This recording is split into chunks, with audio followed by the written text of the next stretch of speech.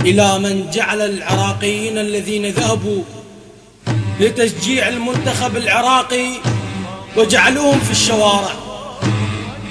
مشكورا نقولوا عافية ما تقصرين يا بنت العرب يا دولة البحرين، ما نحتاج ندخل أرضك اليوم، بعون الله ونبينا اليوم منتصرين. وقت خلى العراقي بات على البيبان، شنو جنكم نسيت ايش صار بالتسعين؟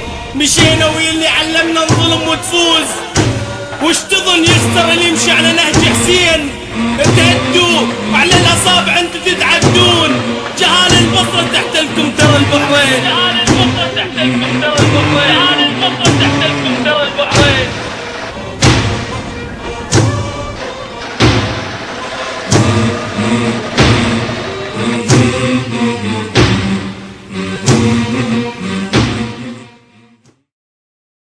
والله رجال يا شباب يلعبوا خارج ارضهم، والاتحاد الدولي حاطط نقرهم وكل شيء ضدهم، وبالتالي يلعبون، وبالتالي يمارسون حرية كرة القدم، يمارسون لعبة السلام، ولكن حتى الآن يبحث عن هدف التعادل.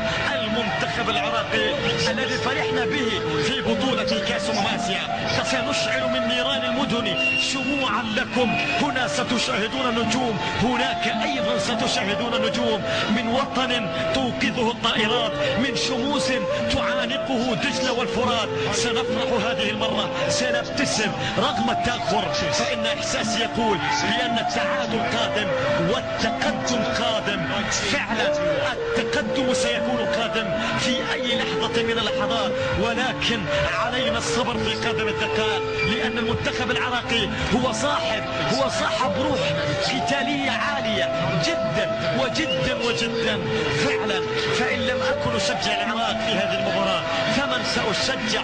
وإن كان حبي للعراق جريمة فاعتبروني أول مجرم. تصل المحاولة رغم الخسارة، لن أبكي أبدا، لأنهم أسود، لأنهم قهروا كل الظروف، لعبوا خارج أرضهم، لعبوا خارج بغداد.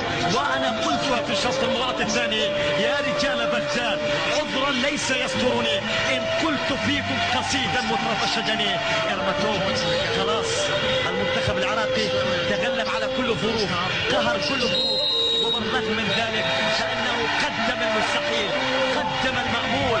إذا سيداتي آنساتي سادتي، عشاق المنتخب العراقي الجميل، عشاق المنتخب العراقي، عشاق الأسود الرافدين، المنتخب العراقي هو اللي لعب، هو اللي تعب، هو اللي يستحق الكاس، بس الإمارات باي شانس يعني. واحد من الجمهور ينزل يقعد يفتر بالملعب يضيع وقت، لعاب الاماراتيين يطلعون الكره برا. ليش؟ والله حرام، اللعبه كلها حلوه، الا التخريب هذا ما حد يرضى عليه، والله حرام. دقيقه العراق لعبوا عدل، العراق ما قصروا، لكن التخريب هذا حرام ينهي المباراه قبل الدقيقه. ليش ما اعطونا وقت اضافي؟ ليش يضيعون بالمباراه وما يعطون وقت اضافي؟ ليش؟ مو حرام؟ أكيد منتظرين الفرحة، أكيد كنا منتظرين الفرحة، إحنا بحاجة الفرحة.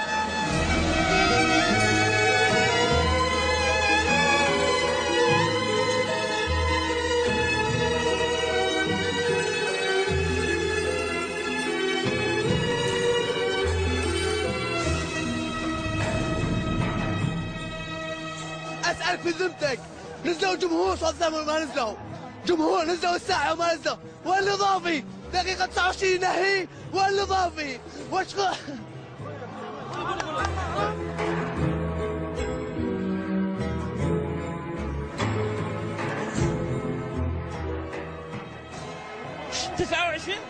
نهى المباراة، الجمهور الإماراتي نزل للملعب. حبيبي الفريق لعب كل زين، أحلى ولعبوا أحسن من الإمارات بهواية، بس الحكم كان عنده هواية قرارات غلط. وش أخطأ الحكم فيه؟ بالعكس من أفضل الحكم. لا والله ما سيطر على المباراة طلعت من ايده. والله كان المنتخب العراقي أفضل، كان المنتخب العراقي أجمل، كان المنتخب العراقي بقمة عطائه، ولكن المنتخب العراقي أضاع أكثر أكثر من فرصة محققة، أضاع أكثر من إنجاز محقق. شكرا على زمن البكاء ومواسم السهر الطويل، شكرا على الفرح الجميل، شكرا على هذه الخسارة لأنها خسارة بطعم الشرف. ومين هذه هي كرة القدم، أحيانا تفرحك عزيزي المشاهد وأحيانا أخرى تجعلك حزين، تفاجئك دوما بتقلباتها المجنونة، تسعدك للحظات ويصيبك الإحباط في لحظات أخرى. مجنونة كرة القدم، شوق